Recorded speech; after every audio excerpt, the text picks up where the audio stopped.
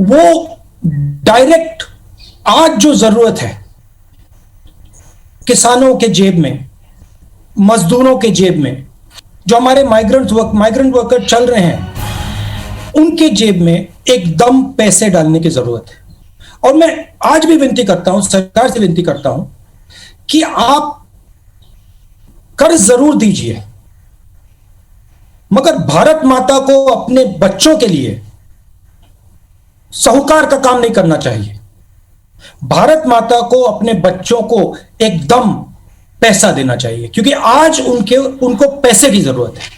जो माइग्रेंट सड़क पे चल रहा है उसे कर्ज की जरूरत नहीं है, उसे जेब में पैसे की जरूरत है। जो किसान तड़प रहा है उसको कर्ज की जरूरत नहीं है, उसे पैसे की जरूरत है, और पैसे की कोई कमी नहीं है। तो ये एक मेरा मेन मैसेज था, राजनीतिक मैसेज नहीं है, क्योंकि मैं ये इसको इसलिए बोल रहा हूं क्योंकि अगर हमने, देखिए, जब मां अपने बेटे को पैसा देती है उसके दो कारण होते हैं। सबसे बड़ा कारण प्यार होता है कि मां बाप अपने बच्चों को प्यार करते हैं, और फिर दूसरा कारण होता है बच्चा माता और पिता का भविष्य भी होता है। ये जो लोग आज तड़प रहे हैं, ये जो लोग आज सड़क पे भूखे प्यासे चल रहे हैं, ये हिंदुस्तान के भविष्य हैं, और ये हमारे भाई हैं, ये हमारी बहनें हैं, ये हमारे माता पिता हैं। इनको हमें पूरा समर्थन करना है, और सिर्फ सरकार को नहीं, मैं आपको रिपोर्टर्स को धन्यवाद करना चाहता हूं कि आप खड़े हुए, और आपने जो हिंदुस्तान में हो रहा है, जो सड़कों में हो रहा है, हाईवेज पे हो रहा है, वो आपने पूरे देश को दिखाया।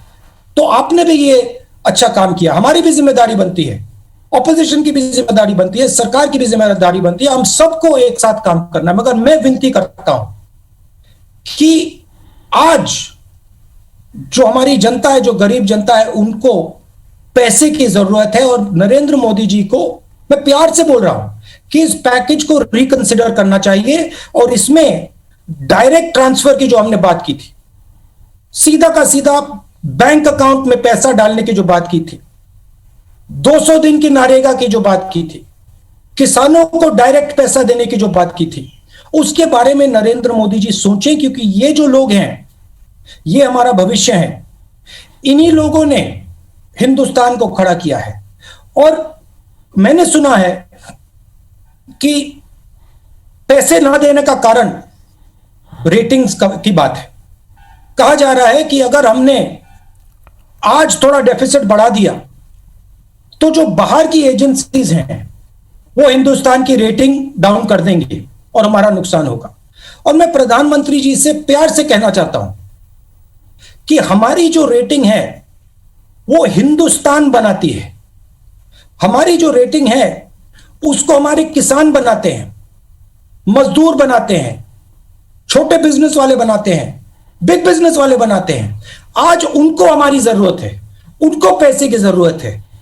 रेटिंग के बारे में आज मत सोचिए, विदेश के बारे में आज मत सोचिए, आज हिंदुस्तान के बारे में सोचिए, और इनको एकदम आप पैसा दीजिए, और फिर देखिए जैसे ही ये लोग काम करना शुरू करेंगे, रेटिंग बिल्कुल सही हो जाएगी, कोई प्रॉब्लम नहीं आएगी रेटिंग में। हमें हिंदुस्तान के दिल को देखकर डिसीजन लेना है, विदेश को देखकर डिसीजन नहीं लेना है। तो ये मेरा मेन शुरुआत का मैसेज था। अब आप सवाल पूछिए।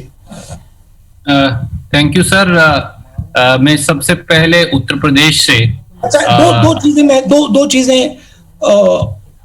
चीजें मैं कहना चाहता हूं, और थोड़ा मैं शायद अंग्रेजी में भी बोल दूं कि जो मेरे साउथ के जो मित्र हैं उनको भी थोड़ा वो भी इसको प्रयोग कर सकें। Randeep, it's okay, should I speak in English? Absolutely, sir. For our friends from South India, there was a demand, sir. So, India is in a crisis, and everybody is in a crisis. Small businesses are in a crisis. They are future employment. Farmers are in a crisis. Laborers are in crisis. And our people, it is heartbreaking to see our people, millions of our people, walking on the highways with no food, no water. क्योंकि उसमें थोड़ी सच्चाई है। अगर अच्छी तरह सुने वो तो हमारी बात मान लेंगे, इसलिए मैं दबाव डाल रहा हूं थोड़ा। ऑपोजिशन का काम यही है। बहुत बहुत शुक्रिया सर। शुक्रिया योगेश जी। मैं अब बिहार में टीवी 18 बिहार झारखंड दिवाकर जी हैं, कृपया वो आएंगे। दिवाकर जी अपना सवाल पूछिए। नमस्कार दिवाकर जी। राहुल जी, आपने माइग्रेंट लेबर्स की बड़ी समस्या आपने भैया थोड़ा जोर से बोलेंगे प्लीज। हाँ राहुल जी, आपने माइग्रेंट लेबर्स का जिक्र किया। प्रवासी मजदूर जो कोरोना का संकट काल है सबसे ज्यादा प्रभावित हुआ है, और आपने कहा कि लॉन्ग टर्म सॉल्यूशन ढूंढने की जरूरत है। अब वक्त आ गया है कि लॉन्ग टर्म सॉल्यूशन होना चाहिए। मेरा सवाल है कि आप प्रधानमंत्री होते अगर, तो आप 3 कौन से बड़े कदम उठाते जिससे फौरी तौर पर राहत होती और लॉन्ग टर्म सॉल्यूशन ढूंढा जाता? क्या उदारीकरण की वो व्यवस्था जिम्मेदार नहीं है जो गांव, खेतों और हमारे घर की दहलीजों से रोजगार खत्म कर दिए, मौके खत्म कर दिए, और गिनती के कुछ शहर खड़े किए, आइलैंड खड़े किए, जहां रोजगार को लेकर हम भटकते हैं और पलायन को मजबूर होते हैं। और देश का पूर्वी हिस्सा खास तौर पे बड़ी तादाद में प्रवासी मजदूर आते हैं, चाहे बिहार हो, यूपी हो, झारखंड हो, पश्चिम बंगाल हो, उड़ीसा हो, यहाँ रोजगार क्रिएट होते। तो क्या उदारीकरण की वो व्यवस्था जिम्मेदार नहीं है, और वो सरकारें जो आगे ले जा रही थी वो व्यवस्था, उस व्यवस्था को वो जिम्मेदार नहीं है? आप तरीके से अपनी बात रखते रहे। मैं प्रधानमंत्री नहीं हूं, तो यह आपका हाइपोथेटिकल क्वेश्चन है, तो मैं आपका हाइपोथेटिकल क्वेश्चन तो का जवाब नहीं दूंगा। मगर मैं ऑपोजिशन लीडर हूं, तो मैं आपको बता सकता हूं कि मुझे शॉर्ट टर्म में, मीडियम टर्म में, लॉन्ग टर्म में मेरी क्या सोच है। शॉर्ट टर्म में डिमांड को आप फायर कीजिए। शॉर्ट टर्म में आप जो छोटे और मीडियम बिजनेस वाले हैं जो हिंदुस्तान को रोजगार देते हैं उनकी आप रक्षा कीजिए, और जो आर्थिक तूफान आने वाला है उसके लिए आप प्रिपरेशन शुरू कर दीजिए। मेडिकल साइड से जो हमारे बुजुर्ग लोग हैं, जो हाई रिस्क लोग हैं, उनको आप प्रोटेक्ट कीजिए। ये हुई बात शॉर्ट टर्म की। मीडियम टर्म की बात जो है, ये जो स्मॉल एंड मीडियम बिजनेसेस हैं इनको आप सपोर्ट कीजिए, पूरे देश में सपोर्ट कीजिए।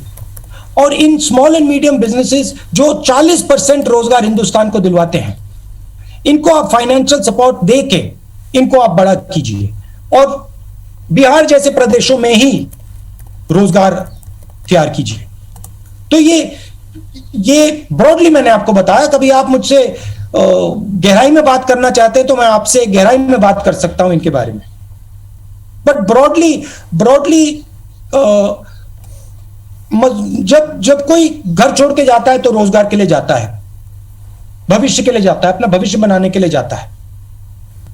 तो रोजगार की हमारी एक क्लियर कट नेशनल स्ट्रेटेजी होनी चाहिए। Thank you sir. May I now mute yourself. You're still muted. Unmute yourself. Can you tell us what your room looks like, or can you give us some indication because we can't see? It's a white background, sir, and he's worn maroon shirt. Yeah. Yes, can you hear me, sir? yes please. Good morning, Rahul sir. Yeah, Yes. this is Karthik Chilvan from Pudhiya Talemurai. You can call me as Karthik. It's new generation media. Yeah, happy to have this session. Rahulji, the center has been climbing the schemes announced for 20 lakh crore.